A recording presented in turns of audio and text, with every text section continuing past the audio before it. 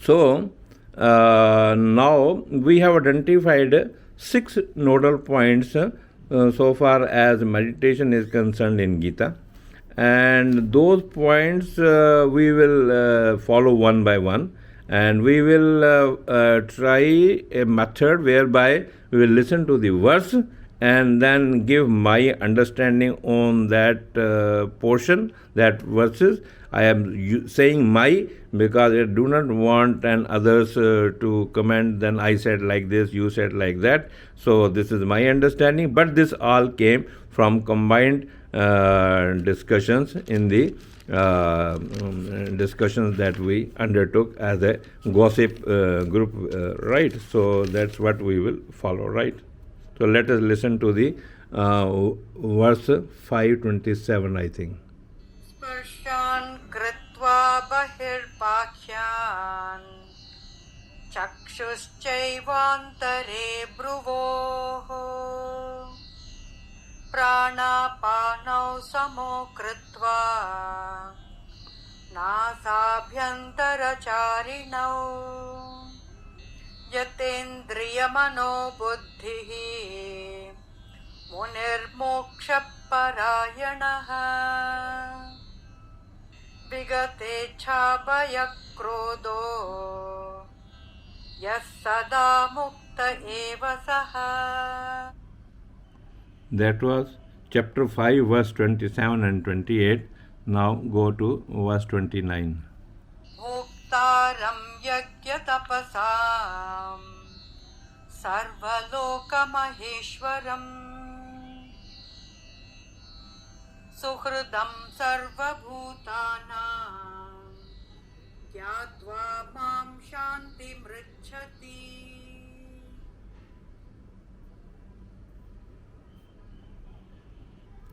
So, in these 3 verses, the understanding is very clear that one shall shut out all thoughts of external enjoyment. Fix your gaze between the 2 eyes, brows, right? Balance the flow of breath in and out, that is, inhale and exhale, from left and right nostrils, alternatively, whatever the way you think it needs to be balanced. Purpose is that equalizing the flow help controlling the senses, mind and intellect. Once you become prone to this system, then you can fulfill your desire and win over the fear. And once you are free from desire and fear, you are living in true freedom. That is the founding understanding about meditation, which Krishna says in verse chapter 5, verse 27 to 29. We have just listened to them. Now I will move in chapter 6. And we, as I mentioned, whole chapter 6, 11 onward is dedicated on that. But the nectar comes from verse 11, 12, 13, 15 and 17, right? So this makes our 6 nodal points very clear in Gita. Now I will shift to the listening to verse 11. Shuchau deshe pratishtapya स्थिरमासनमात्मनः नात्युच्छ्रितं नातिनीचं चैलाजिनकुशोत्तरम्. Beauty of the Gita is it is such a detailed manual. Krishna has gone explaining from the basics, right? He says, make an asana, seat. Sit in a sanctified place. May use the kusha, right? The type of grass. Or a asana with cloth, rather multiple layers of cloth. How deeply he has gone. And it has also been recommended to use the deer skin. some people have got a different argument in the group about using the deer skin, but there are reasons and mentions about that, because once you are sitting on the ground and this deer skins protects you from bites from snakes or other creatures. That's why it was recommended. But anyhow, we are not going into that debate, because modern day many things have different understanding. And then he has also mentioned that asana should not be too high and too low. How deeply he has gone. You should not be sitting too high, because once you have gone into the trance of meditation, you might fall. And you should not be too low, because of some creatures cropping into the low space, etc., and you got a fear of harm from them. So this is verse 6, chapter 6, verse 11. My understanding on that. We move to verse 12 and 13. तत्रैकाग्रं मनः कृत्वा यतचित्तेन्द्रियक्रियः उपविश्यासने युञ्ज्याद् योगमात्मविशुद्धये समं कायशिरो ग्रीवम् धारयन्नचलं स्थिरः सम्प्रेक्ष्य नासिकाग्रं स्वं दिशश्चानवलोकयन्.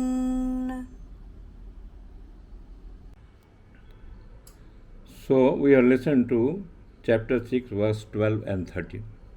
Now, again, every time I admire the way Krishna has gone so meticulously explaining the procedures.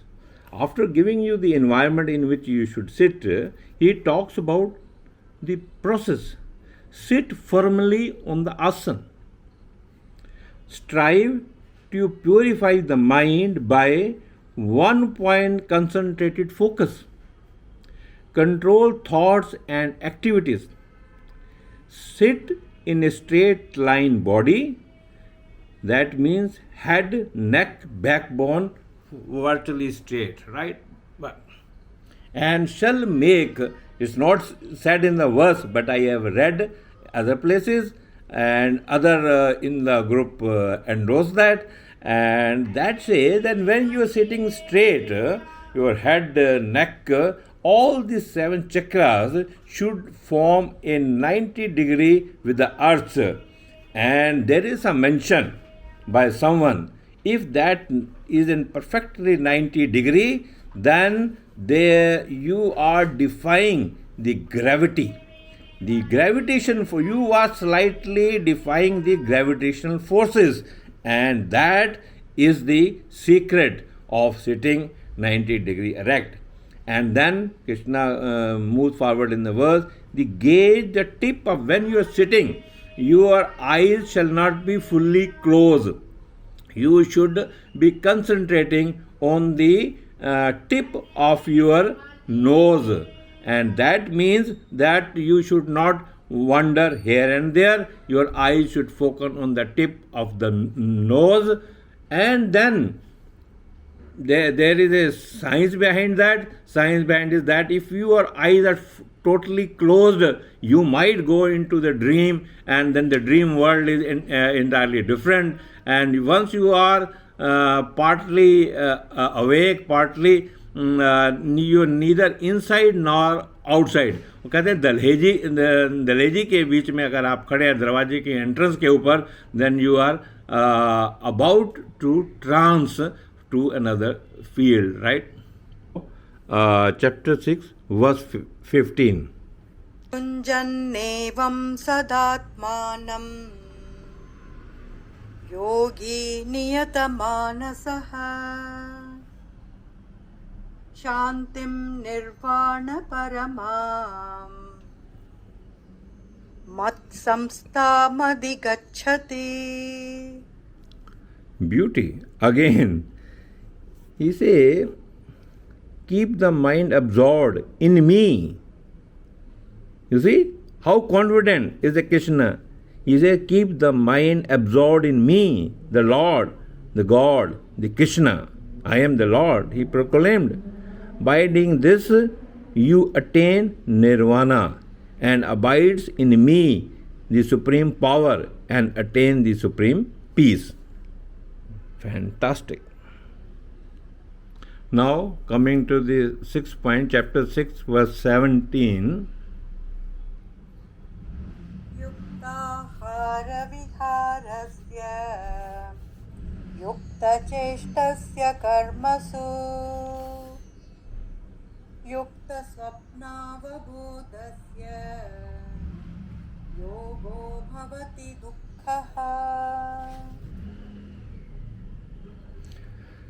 Again, those who are temperate in, here again Krishna warns that excess of everything is bad, right? You must have moderation, you must live in temperate mode in eating, recreation, balanced in work, regulated in sleep and other activities.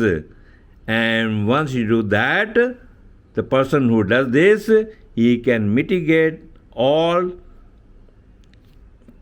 sorrows by a regular practice of this.